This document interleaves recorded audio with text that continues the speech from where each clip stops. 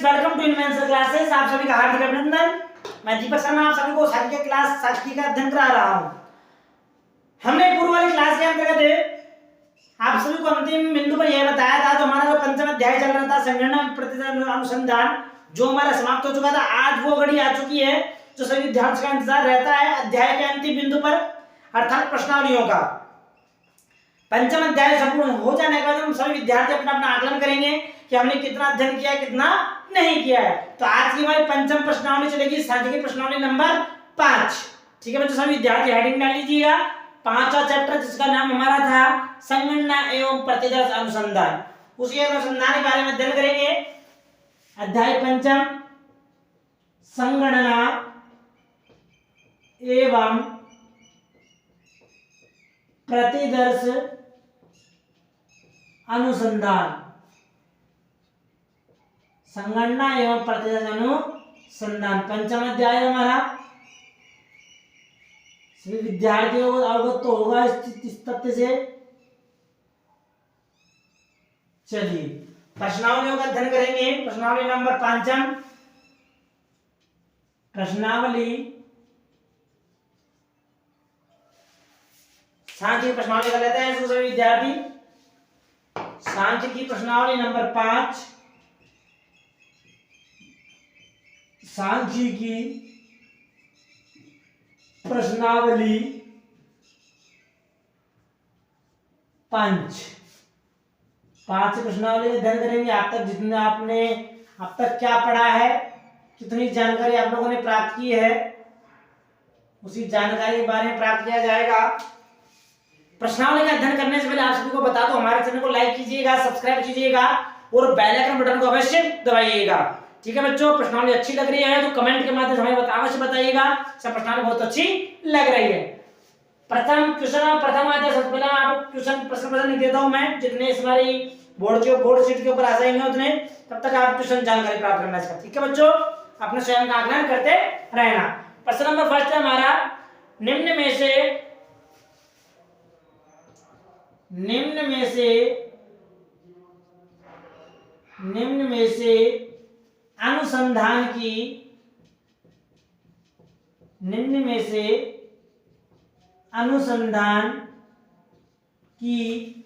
विधियां है। निम्न में से अनुसंधान की विधियां है। तो निम्न के अंतर्गत से अनुसंधान में कौन कौन सी विधियां है, हमारे पास ऑप्शन दिया हुआ है। ए ऑप्शन हमारे पास है संगणना,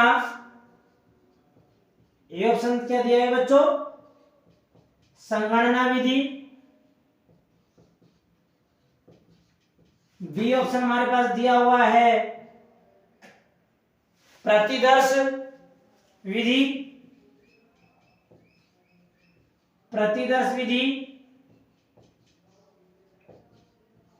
सी ऑप्शन हमारे पास दिया हुआ है ए व ब दोनों,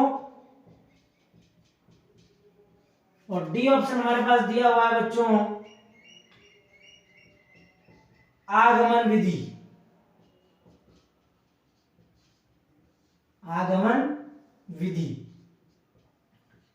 जो भी सही आंसर हो विद्यार्थी अपने उत्तर पुस्तिका के में नोट कर लेना। जब मैं आप सभी को आंसर बता दूं तब तैयार है, अपने प्रश्न का आंसर आकलन कर लेना कि आप सब विद्यार्थियों ने कितना ही प्रश्नों का सही जवाब दिया है। ठीक है बच्चों, प्रथम प्रश्न हो चुका है हमारा। प्रश्न number second, question number second प्रश्न लिखिए, प्रतिचयन रीति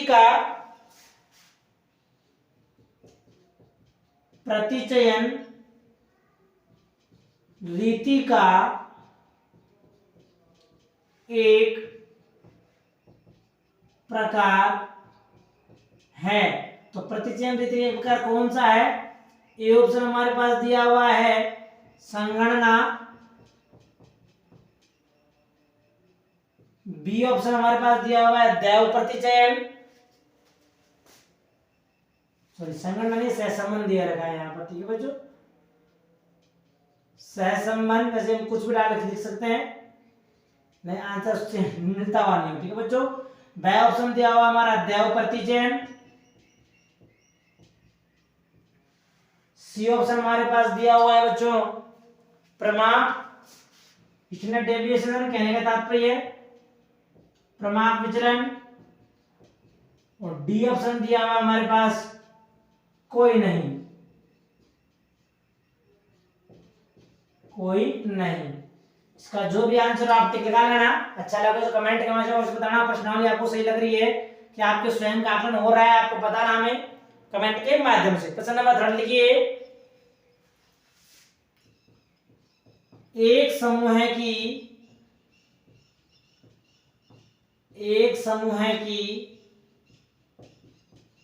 व्यक्तिगत इकाइयां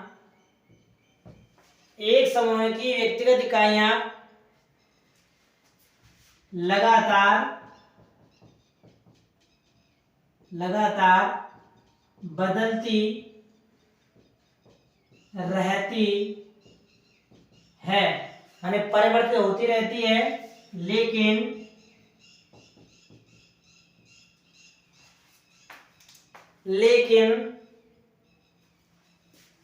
समस्त समूह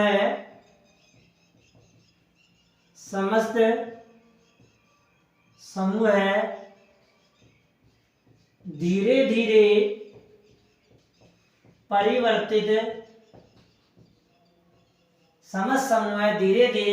परिवर्तित होते हैं।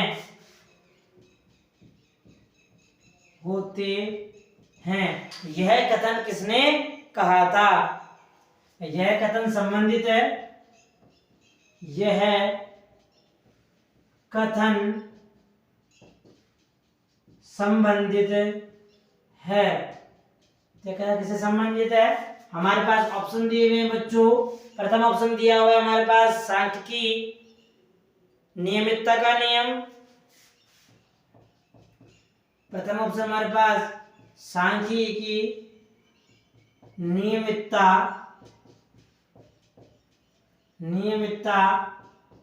का नियम। नंबर बी ऑप्शन हमारे पास दिया हुआ है बच्चों महांक जड़ता का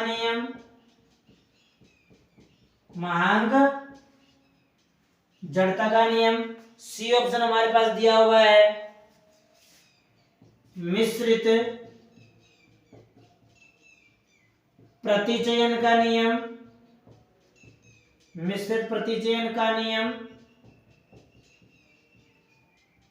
डी ऑप्शन हमारे पास दिया हुआ है उपर्युक्त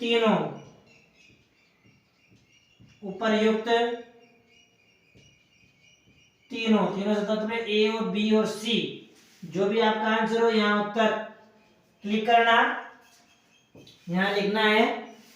प्रश्न नंबर 4 चौथा प्रश्न लिखिए सभी विद्यार्थी, दैव आधारित प्रतिचयन की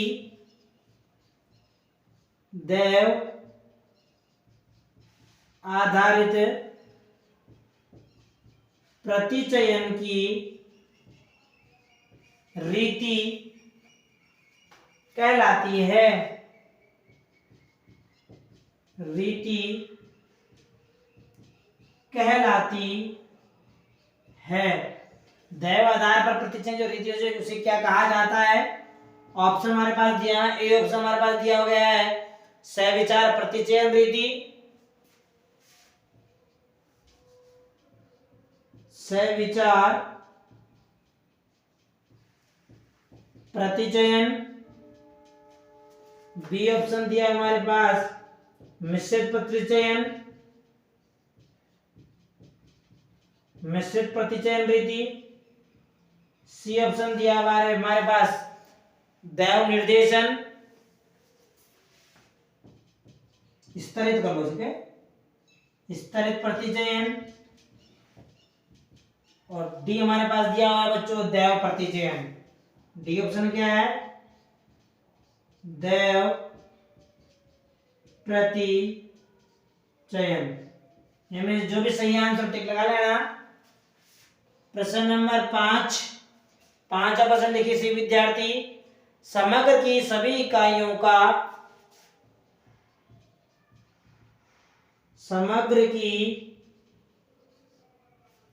सभी इकाइयों का समग्र की सभी इकाइयों का अध्ययन किया जाता है, किया जाता है। समग्र का अध्ययन किस इकाइयों में किया जाता है, कहने का तात्पर्य हो गया हमारे पास ए ऑप्शन दिया हुआ है संगणना विधि, ए ऑप्शन हमारे पास संगणना विधि में, बी ऑप्शन हमारे पास दिया हुआ है निर्देशन विधि, निर्देशन विधि में, सी ऑप्शन हमारे पास दिया हुआ है प्रतिचयन विधि में, प्रतिचयन विधि में, और डी ऑप्शन हमारे पास दे रखा है ए व बी दोनों, ए व बी दोनों। ठीक है बच्चों, ए व बी दोनों, जो भी सही आंसर हो यहाँ पर लगा देना। ठीक है, ऐसे जहां तक है सभी विद्यार्थियों ने आंसर लगा लिए होंगे। कुछ विद्यार्थियों ने, जो विद्यार्थी डेली क्लास का अध्ययन कर रहा है, डेली हमारी क्लास ले रहा है, समझ रहा है, उस विद्यार्थी को आंसर मिल भी चुके होंगे। पुनः रिपीट कर रहा हूं, प्रथम बिंदु से हमारे प्रथम जो बिंदु बताया गया हमारा है, निम्न में से अनुसंधान की विधियां हैं। अध्याय के दूसरे क्लास के अंदर मैंने बताया था अनुसंधान की जो विधियां हैं वो कौन सी विधियां, ए ऑप्शन संगणना, बी प्रतिदर्श, सी दोनों, डी आगमन विधि। तो कौन सी है बच्चों, इसके अंतर्गत अनुसंधान में संगणना विधि भी है, प्रत्यक्ष। वैसे हमने जब ध्यान हो तो अध्याय जब प्रारंभ किया था तो अध्याय का नाम ही हमारे दो विधियों पर टिका हुआ है, संगणना और प्रतिदर्श। ठीक है बच्चों, तो दोनों विधियां अनुसंधान कौन सी विधि हो गई बच्चों, दो विधियां, संगणना भी हो गई, आप दोनों पर टिक लगा सकते। तो सी ऑप्शन वाला ए व बी दोनों, यानी ए व बी का अंतर पे ए व बी। ठीक है बच्चों, ए व बी, तो इसमें सही आंसर आएगा सी। जिस विद्यार्थी ने सी आंसर लिखा है वह बिल्कुल सही आंसर उसका, बहुत अच्छी बात है।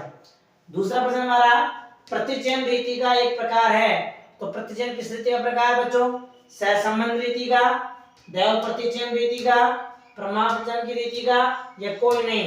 प्रतिचयन जो ज्ञात किया, सहसंबंध कोरिलेशन भी ज्ञात नहीं करते, स्टैंडर्ड डेविएशन भी ज्ञात नहीं करते, कोई नहीं। तो आंसर क्या है बच्चों, बी आंसर। जिस विद्यार्थी ने बी उत्तर लगाया बहुत सही, बिल्कुल राइट आंसर, यानी 100%।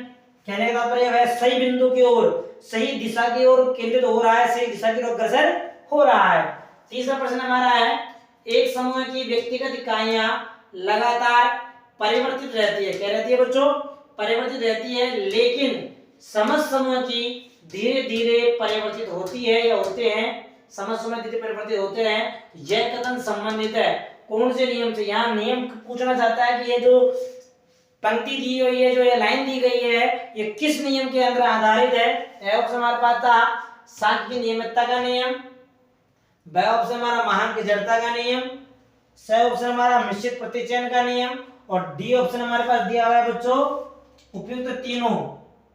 डी ऑप्शन हमारे पास क्या दिया है बच्चों, उपयुक्त तीनों। तो कौन सा आएगा, डी। जिस विद्यार्थी ने डी आंसर लगा वो गलत आंसर। इसमें जो इकाइयों में जो परिवर्तित होती है वह हमारा नियम कहलाता है बी, महान की जड़ता का नियम, जिसमें इकाइयां परिवर्तनशील होती है और बाद में वह धीरे धीरे परिवर्तित होती रहती है। जिस विद्यार्थी ने बी आंसर लगाया उसका बिल्कुल राइट आंसर है, बहुत अच्छी बात है। अगला पांचवा प्रश्न में चलते हैं। दैव आधारित प्रतिचयन की रीति कहलाती है, यानी दैव समग्र की इकाइयों में से दैव के आधार पर इकाइयों का जो चयन किया जाता है उसे क्या कहा जाता है। ए ऑप्शन हमारे पास सहविचार प्रतिचयन, बी ऑप्शन हमारा मिश्रित प्रतिचयन, डी सी हमारा स्तरित प्रतिचयन, और डी हमारा दैव प्रतिचयन। तो दैव आधार पर जो प्रतिचयन क्या निकाला जाता है वह किस अर्थ में निकाला जाता है बच्चों, दैव निर्देशन है वो, सॉरी बच्चों, दैव प्रतिचयन नहीं है, दैव निर्देशन, सही कर लेना इसको। ठीक है, बाय मिस्टेक हुई मेरे से भी, इसको दैव निर्देशन कर लेना। तो इसमें दैव आधार पर जो इकाइयों का चयन किया जाता है वह निर्देशित की गई इकाइयों पर, किसे बच्चों, निर्देशित की गई इकाइयों के आधार पर ही दैव प्रतिचयन लिया जाता है। तो जिन इकाइयों को निर्देशित किया जाएगा दैव आधार पर वे इकाइयां दैव निर्देशन कहलाती है। इसमें आंसर क्या आएगा, इसमें डी आंसर। जिस विद्यार्थी ने डी आंसर लगाया उसका बिल्कुल सही आंसर है, बहुत अच्छी बात है। आगे चलते हैं प्रश्न नंबर 5। समग्र की सभी इकाइयों का अध्ययन किया जाता है। समग्र सभी इकाइयों का अध्ययन किसमें किया जाता है? संगणना अनुसंधान में, निर्देशन में, प्रतिचयन में, ये भी दोनों। देखो छोटी सी लॉजिक की बात है। निर्देशन मतलब दिशा निर्देश प्रदान करना कि किसको लेना है किसको नहीं लेना है, ये हम उपरोक्त वाले प्रश्न में समझ चुके हैं। ये प्रतिचयन में इकाइयों का चयन किया जाता है। तो प्रश्न हमारा क्या पूछ रहा है? समग्र की सभी इकाइयों का। अब सभी इकाई कह दी का मतलब क्या हो गया बच्चों? संगणना विधि। संगणना विधि के अंतर्गत समग्र की संपूर्ण इकाइयों का अध्ययन किया जाता है। इसमें आंसर क्या आएगा? A answer. जिस विद्यार्थी ने 5 प्रश्न का ए आंसर दिया है संगणना विधि, उसका बिल्कुल राइट आंसर बच्चों। ठीक है, ये हमारे 5 प्रश्न हो गए। आगे चलते हैं आगे प्रश्नों के अंतर्गत। तो आगे प्रश्न चलने पे स्क्रीनशॉट ले लेना सही विद्यार्थी एक बार, ताकि आप दोबारा पुनः जब पढ़ना चाहो दोबारा पढ़ सको। ठीक है बच्चों, प्रथम में सी, दूसरे में बी, तीसरे में बी, चौथे में डी और पांचवे में ए ऑप्शन। ले लिया स्क्रीनशॉट विद्यार्थियों ने। आगे चलते हैं प्रश्न नंबर 6। क्वेश्चन नंबर 6 लिखिए। समझ में आया सभी विद्यार्थियों को? प्रश्नावली कैसी लग रही है हमें कमेंट के माध्यम से अवश्य बताना सही विद्यार्थी। एग्जाम आने वाली है, वैसे आपको सूचना दे दूं मैं। 5 अध्यायों का हम विस्तार से अध्ययन कर चुके हैं। अब 5, 6, 2, 3 चैप्टरों के बाद हम एक लॉजिकली प्रश्नों के अंतर्गत आ जाएंगे। ताकि प्रश्नों के अंतर्गत प्रश्न नंबर 6 लिखिए। क्वेश्चन नंबर 6, किसी महाविद्यालय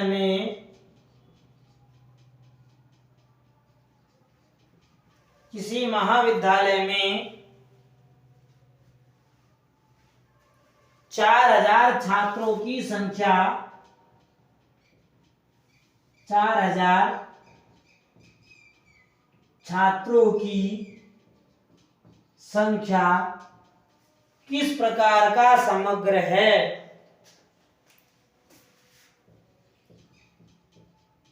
किस प्रकार का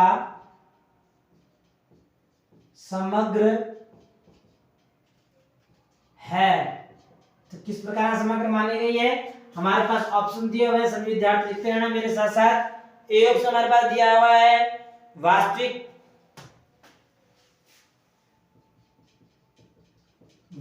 समग्र,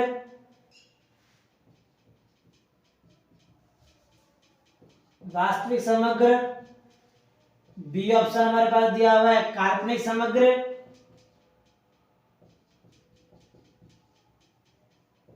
समग्र, सी ऑप्शन हमारे पास दिया हुआ है बच्चों अपरिमित समग्र,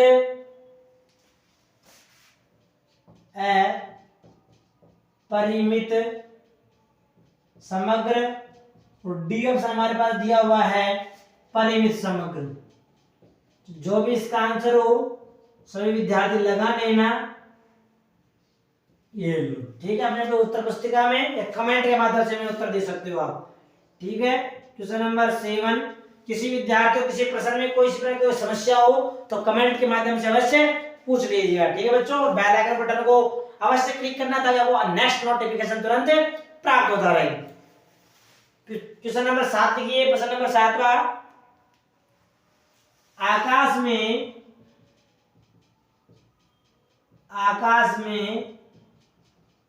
तारों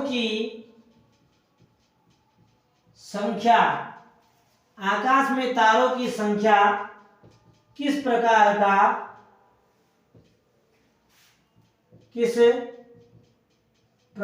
का समग्र है? क्रमबद्ध क्वेश्चन चल रहा है, स्टेप बाय स्टेप आपको पढ़ाया गया है, उसी के अनुसार प्रश्नावली को प्रस्तुत किया जा रहा है। तो किस प्रकार समग्र है? ऑप्शन हमारे पास दिया हुआ है वही बच्चों चारों। ए ऑप्शन हमारे पास वास्तविक समग्र, बी ऑप्शन हमारे पास दिया हुआ है काल्पनिक समग्र, सी ऑप्शन हमारे पास दिया हुआ है अपरिमित समग्र,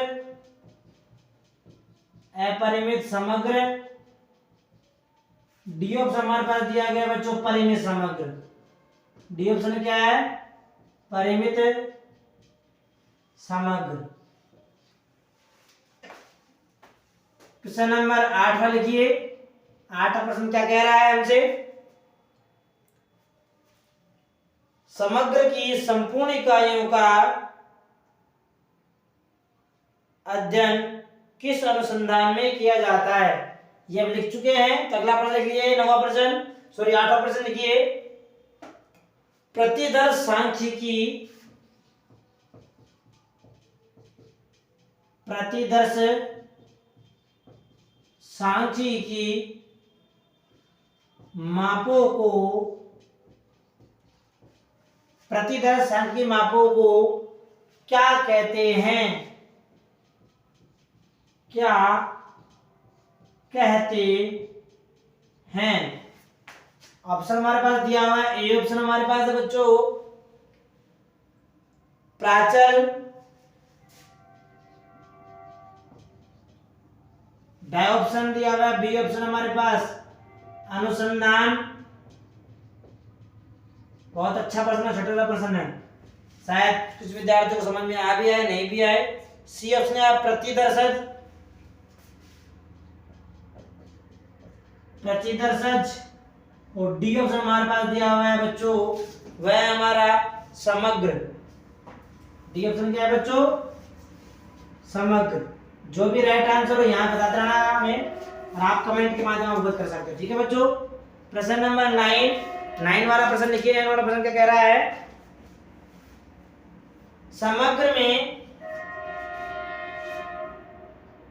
समग्र में सांख्यिकी माप को,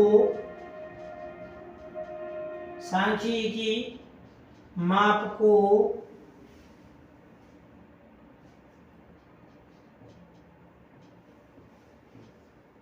समग्र में सांख्यिकी माप को क्या कहते हैं?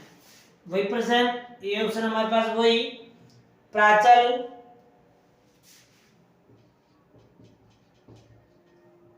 प्राचल। बी ऑप्शन होगा प्रतिदर्शज,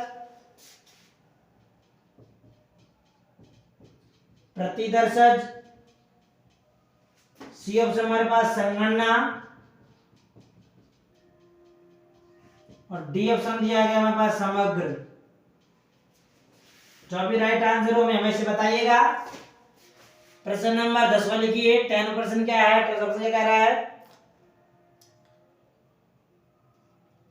दैव प्रतिचयन, दैव प्रतिचयन किस सिद्धांत पर, किस सिद्धांत पर आधारित है? दैव प्रतिचयन जो है वह किस सिद्धांत पर आधारित है? ए ऑप्शन हमारे पास देखिए सभी विद्यार्थी प्रायिकता सिद्धांत, प्रायिकता सिद्धांत। बी ऑप्शन हमारे पास लिखिए अभिनत सिद्धांत, अभिनत सिद्धांत। सी ऑप्शन लिखिए उपयुक्त दोनों, उपर्युक्त दोनों। और डी ऑप्शन दिया हुआ है ज्ञात नहीं। इसका सही आंसर, ये हमारे 5 प्रश्न और 10 प्रश्न हो गए। तो टोटल हमारे आगे 10 प्रश्नों के बारे में जानकारी प्राप्त करते हैं। आपने किस प्रश्न का क्या उत्तर लिखा है। प्रश्न नंबर 6 हमारे पास है, किसी महाविद्यालय में 4000 छात्र। तो बच्चों यहाँ पे 4000 छात्रों की संख्या आ रही है। संख्या किस प्रकार का समग्र है? मैंने आपको क्लास में बताया था, जब किसी क्षेत्र के बारे में निश्चित आंकड़े प्रदान कर दिए जाते हैं, तो निश्चित आंकड़े प्रदान कर दिए जाते हैं तो वह कौन सा समग्र होता है बच्चों? वास्तविक समग्र, काल्पनिक समग्र, अपरिमित समग्र या परिमित समग्र। तो कौन सा समग्र होगा बच्चों? परिमित। परिमित को हम सुनिश्चित भी कहते हैं। कहते हैं बच्चों परिमित समग्र को सुनिश्चित समग्र, वो अपरिमित को क्या कहता है असुनिश्चित समय विघात। इसमें आंसर क्या आएगा बच्चों डी आंसर। जिस विद्यार्थी ने डी आंसर लगाया बिल्कुल राइट आंसर है। 4000 छात्र पढ़ते हैं मतलब सुनिश्चित समग्र है, परिमित समग्र हमारा हो गया। ठीक है, 7वां प्रश्न हमारा क्या है, आकाश में तारों की संख्या किस प्रकार का समग्र है। अब आकाश में तारों की संख्या निश्चित तो होती नहीं है। अब एक कोई 1 लाख कहे, कोई 4 लाख कहे, कोई 10 लाख कहे, कोई करोड़ कहे, कोई नील कहे, असंख्य कहे, मापन अलग प्रकार का निश्चित मापन नहीं हुआ। और जिस इकाइयों का या जिन इकाइयों का निश्चित मापन नहीं होता है वे कौन समग्र होते हैं, अपरिमित समग्र होते हैं। तो ज्यादा दिमाग लगाने की आवश्यकता नहीं। जब आपने इसका आंसर बिल्कुल परफेक्टली लगा दिया तो आप इस प्रश्न का आंसर तो गलत बिल्कुल लगा ही नहीं सकते हो, बिल्कुल राइट आंसर आएगा। जिस विद्यार्थी ने सी ऑप्शन लगाया है बिल्कुल सही आंसर। प्रश्न नंबर 8 बात देर करते हैं, प्रतिदर्श में सांख्यिकीय मापों को क्या कहा जाता है। अब यहाँ प्रतिदर्श लिया जा रहा है। जब प्रतिदर्श में सांख्यिकीय मापों को जो होते हैं तो वो क्या कहा जाता है बच्चों, प्राचल, अनुसंधान, प्रतिदर्श, समग्र। देखो थोड़ा सा एक दिमाग लगाना हल्का सा। प्रतिदर्श से जब आंकड़ों को सांख्यिक माप निकाले जाते हैं तो उसे प्रतिदर्शक कहा जाता है। बिल्कुल सी आंसर बिल्कुल सही। जिस विद्यार्थी ने सी आंसर लगाया है उसका बिल्कुल राइट आंसर है। ठीक है बच्चों, तो सांख्यिक माप में क्या कहते हैं, उसको प्रतिदर्शक ही कहा जाता है। प्रतिदर्श से प्रतिदर्शक। ठीक है, गलती की संभावना नहीं होनी चाहिए, बिल्कुल सही आंसर करके आना चाहिए। आगे अध्ययन है प्रश्न नंबर 9, समग्र में सांख्यिकीय माप को क्या कहते हैं। देखो बिल्कुल कोई अंतर नहीं है प्रश्न में, है कहते क्या को माप की सांख्यिकी में इत्यादि प्रकार के दिए रखे ना विद्यार्थी को। तो ये सब क्या हो गए, ये मापन हो गया एक तरह से। तो इस प्रकार की दिक्कत आ सकती है। तो अब इसका समाधान करने के लिए क्या किया जाएगा। अब छोटा है, समग्र के बारे में पूछे तो आपका आंसर प्रतिदर्श तो आएगा ही नहीं, संगणना भी समग्र नहीं है, समग्र तो खुद ही है, समग्र तो आएगा। 2 आंसर तो गलत हो चुके। अब सी में और ए में करना है तो संगणना तो कैलकुलेशन होगी, संगणना तो होएगा नहीं। तो इसमें आंसर क्या आएगा, प्राचल। जिस विद्यार्थी ने ए आंसर लगाया है उसका बिल्कुल राइट आंसर है, ए आंसर बिल्कुल राइट। ठीक है बच्चों, प्रश्न नंबर 10वां, दैव प्रतिचयन किस सिद्धांत पर आधारित है। दैव प्रतिचयन जो है किस सिद्धांत पर आधारित है बच्चों, हमारा ऑप्शन दिया हुआ है प्रायिकता के सिद्धांत पर, दूसरा है अभिनति सिद्धांत के आधार पर, सी ऑप्शन है उपयुक्त दोनों, और डी है ज्ञात नहीं। ये और ये इन दोनों में कुछ लग रहा है कि आपको, ये तो होगा ही नहीं, ये तो साफ कट गया। अब इन तीनों में देखना है। अब तीनों में से ये जो संकेत करता है इन दोनों के बारे में करता है, क्या तो ये दोनों होगी या ये होगी।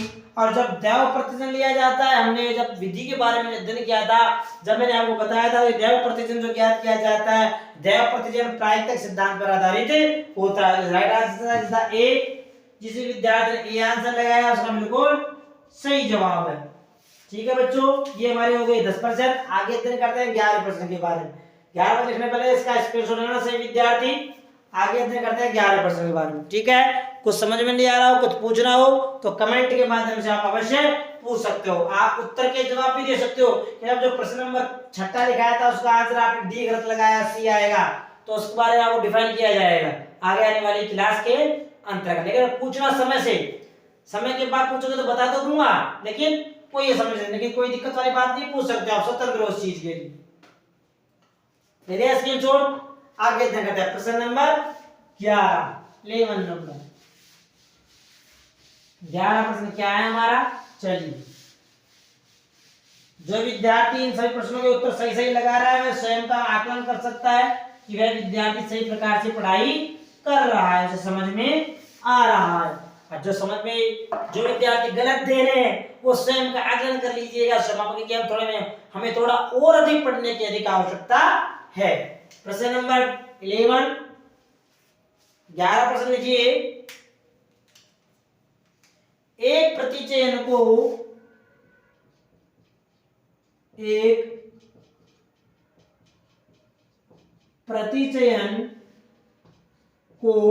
दैव एक प्रतिचयन को दैव तब कहा जाएगा, तब कहा जाएगा जब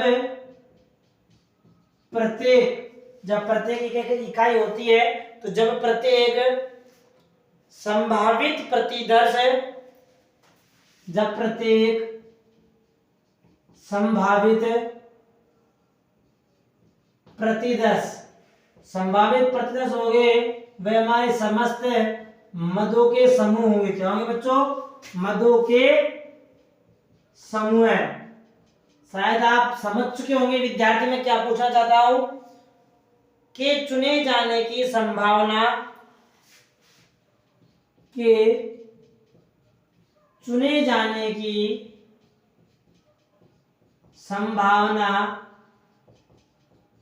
समान है। यह कथन किसने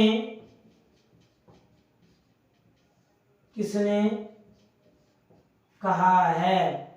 किसने कहा है ये कथन, उसके बारे में वो पूछना चाहता है। हमारे पास ए ऑप्शन जो दिया हुआ है वह है नंबर 1 बाउले, प्रोफेसर बाउले। बी ऑप्शन दिया हुआ है हमारे पास प्रोफेसर क्राक्स्टन व काउडेन, प्रोफेसर क्राक्स्टन व काउडेन। सी ऑप्शन हमारे पास दिया हुआ है समूह सिम्पसन। सी ऑप्शन हमारे पास है सिम्पसन। और डी ऑप्शन दिया हमारे पास काफका, प्रोफेसर काफका। ऐसे लिख लो इसको, अधूरा लगेगा थोड़ा नाम आपको, प्रोफेसर काफका। जो भी आंसर हो यहां बताना, कमेंट के माध्यम से अवश्य बताना, ठीक है। क्वेश्चन नंबर 12 12वां प्रश्न लिखिए। भारत में राष्ट्रीय प्रतिदर्श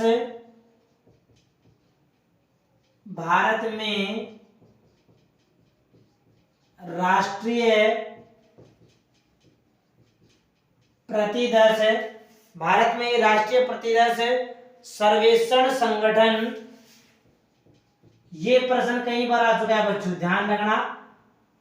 भारत में राष्ट्रीय प्रतिदर्श सर्वेक्षण संगठन अर्थात एनएसएसओ अपने चक्रों में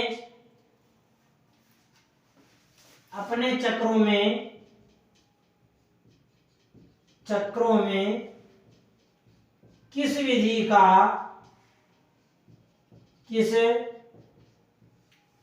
का प्रयोग करता है? किस विधि का प्रयोग करता है? विधियों के नाम जो ए ऑप्शन हमारे पास है बच्चों सविचार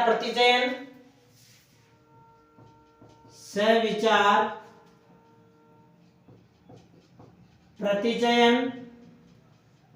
बी ऑप्शन हमारे पास दिया हुआ है समूह प्रतिचयन।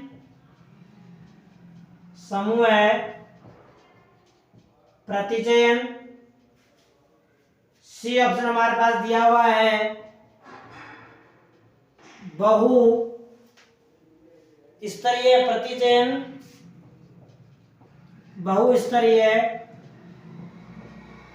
प्रतिचयन। और डी ऑप्शन हमारे पास दिया हुआ है बच्चों वह है बहुचरण प्रतिचयन।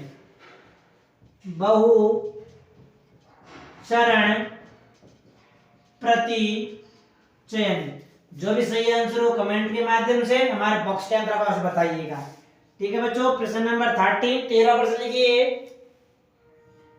एक समूह की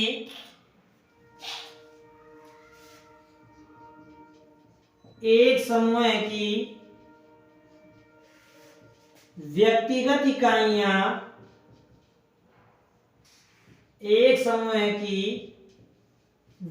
इकाइयां लगातार बदलती रहती है। एक समूह की लगातार इकाइयां बदलती रहती है, लेकिन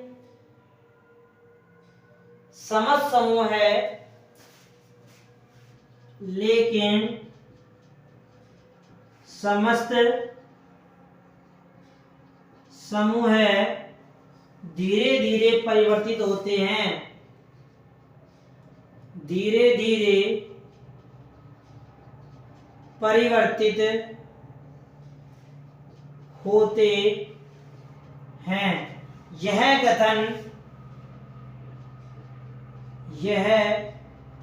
कथन किस अर्थशास्त्री ने कहा था? किस अर्थशास्त्री ने कहा था? देखो ये प्रश्न पूर्व में भी आ चुका था, पूर्व में इस प्रकार का प्रश्न था नहीं, यहाँ प्रश्न की रूपरेखा चेंज हो गई। एक हमारे पास दिया गया सिम्पसन,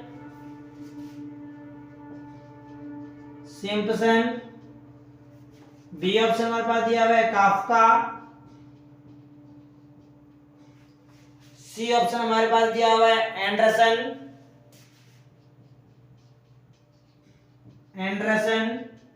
और डी ऑप्शन दिया हमारे पास बावले,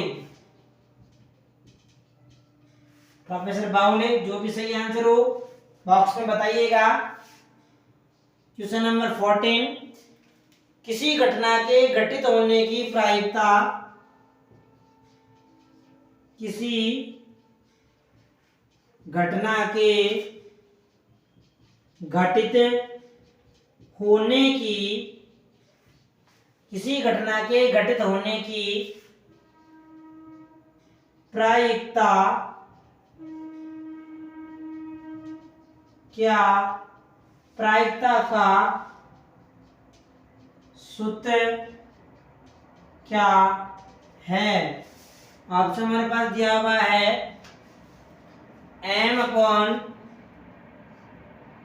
m plus n, B option हमारे पास दिया हुआ है बच्चों n upon m plus n, C option हमारे पास दिया हुआ है p अपॉन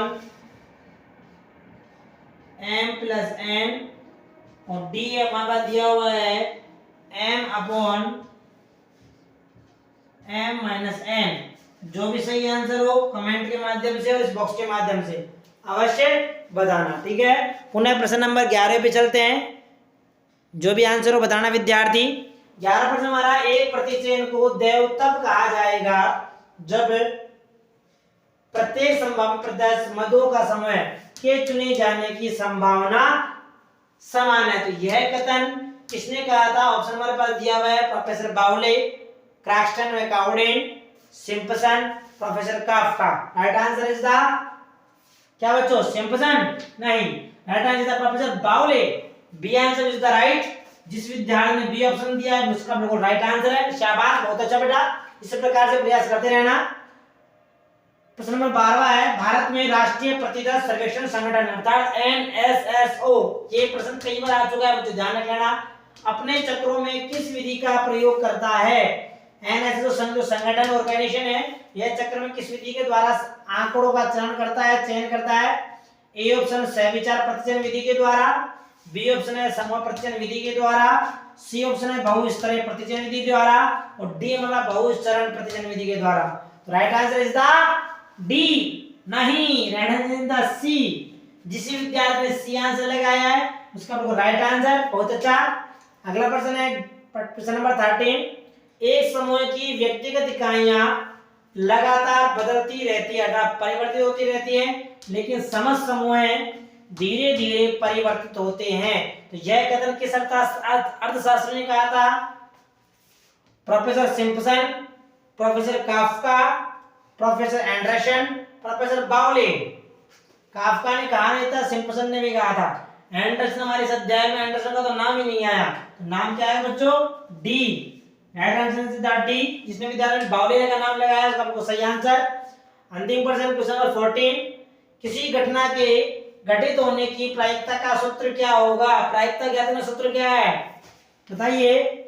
ए ऑप्शन है m upon m plus n, B हमारा n upon m plus n, C option है p upon m plus n और डी ऑप्शन है m upon m minus n। Right answer is the, याद रखिएगा मैंने बताया था अनुकूल अपॉन प्रतिकूल प्लस अनुकूल अर्थात m upon m plus n। Right answer is the ए। जिस विद्यार्थी ने ए आंसर दिया है उसका बिल्कुल सही आंसर है। ये हमारी आज की प्रश्नावली संपूर्ण हो चुकी है। इन 14 कुछ प्रश्नों के माध्यम से आप स्वयं का आकलन कर सकते हो आपने अब तक कितना पढ़ा है। इन प्रश्नों को अच्छी तरह लिख लेना, नोट्स कर लेना, स्क्रीनशॉट लेना। और यदि हमारी प्रश्नावली आप सभी विद्यार्थियों को अच्छी लग रही हो तो कमेंट के माध्यम से अवश्य बताना कि हमें बहुत अच्छा लग रहा है, समझ में आ रहा है। और कुछ भी जानकारी प्राप्त करनी हो तो कमेंट में अवश्य पूछना और अपने साथी मित्रों को हमारे चैनल को अवश्य शेयर करना और बेल आइकन बटन को अवश्य दबाने के लिए विद्यार्थियों को, अपने साथियों को, मित्रों को अवश्य कहना। आज के लिए इतना ही। कल मिलते हैं एक नई तरोताजा नई क्लास के अंतर्गत, यानी अध्याय नंबर 5वां समाप्त हो चुका है तो अध्याय नंबर 6 के बारे में अध्ययन करेंगे। ठीक है बच्चों, तैयार रहना कॉपी पेन लेकर। इसका तब तक इसका स्क्रीनशॉट लेना। ठीक है, ओके, लेना इसका स्क्रीनशॉट से विद्यार्थी। हो गया, बहुत अच्छा।